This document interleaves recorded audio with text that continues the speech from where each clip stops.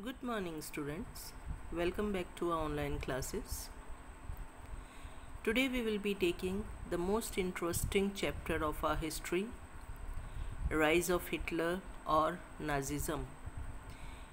If you remember, in last class I had given you important years, dates, as well as terms related to this chapter. I hope you all must have done it. Only few of the students sent me the answers. For others, I will be posting all those answers so you can note down.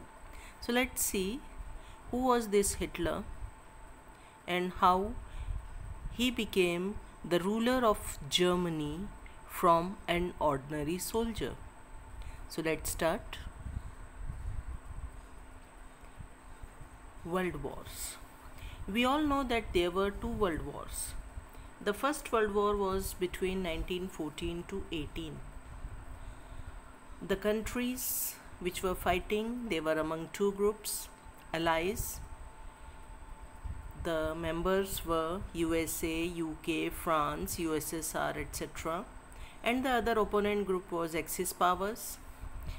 The members were Germany, Austria-Hungary, Turkey, etc.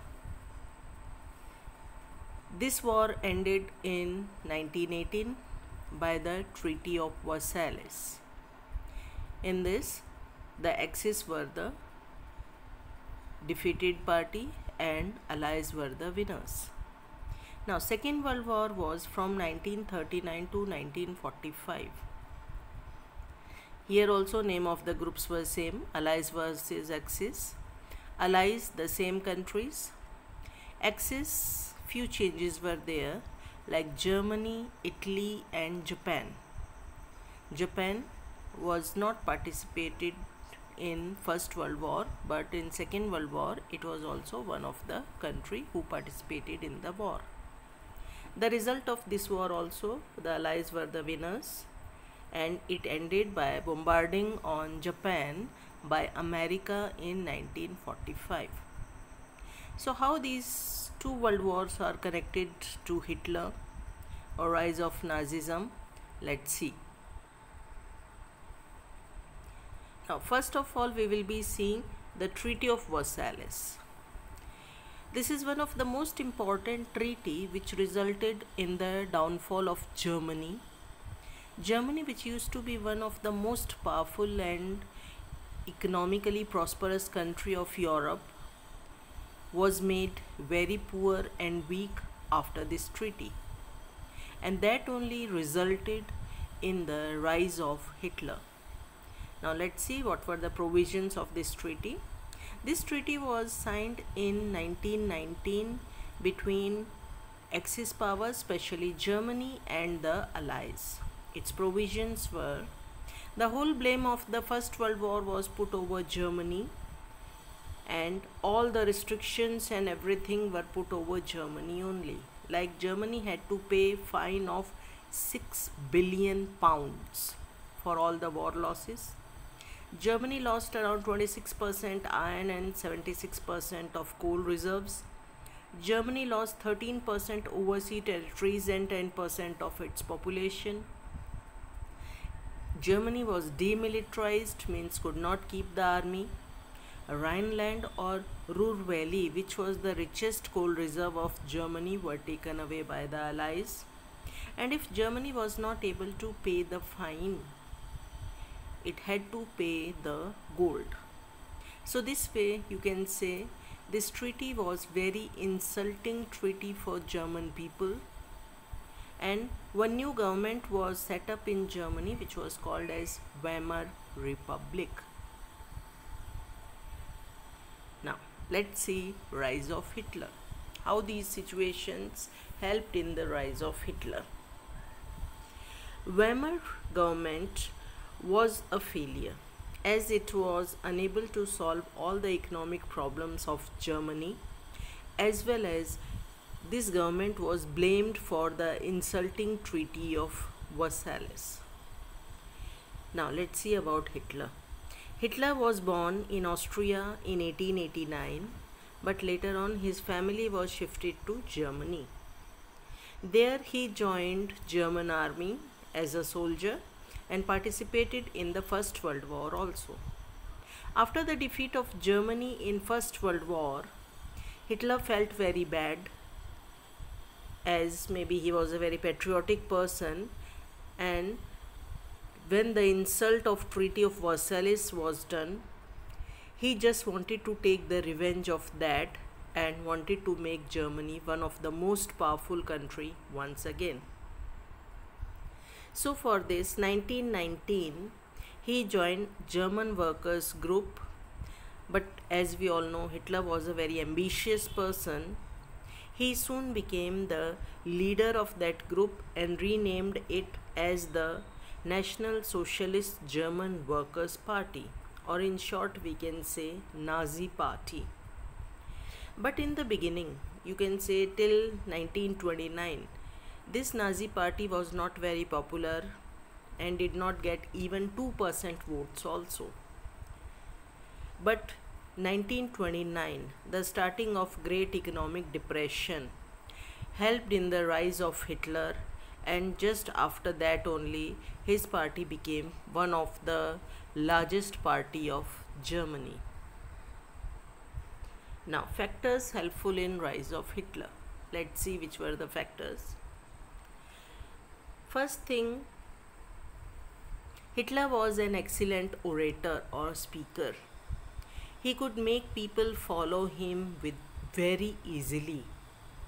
And when Hitler was trying to get the support of the people, during that time he made various promises to the German public, which attracted the public towards him. Let's see some of those promises. First one, job to everyone. During the economic crisis of 1929, many of the industries shut down, banks closed, people lost jobs. You can say a huge economic hardship time period was going on. And that time he promised job to everyone. Then, taking revenge of the insult by the Treaty of Versailles. He said that he will be taking the revenge for Germany's insult. Then, making Germany most powerful country in the whole world. Give a secure and safe future to everyone, especially to the youth. Remove the foreign influence from the country. And even he also introduced various rallies, army parades to create patriotism among the people. Big banners with Nazi symbols, they were carried everywhere. Military was shown as the most powerful and respectable group of the society. People welcomed him everywhere with various slogans. And because of all these promises and all that one, Hitler rose like a Messiah or savior for the German people.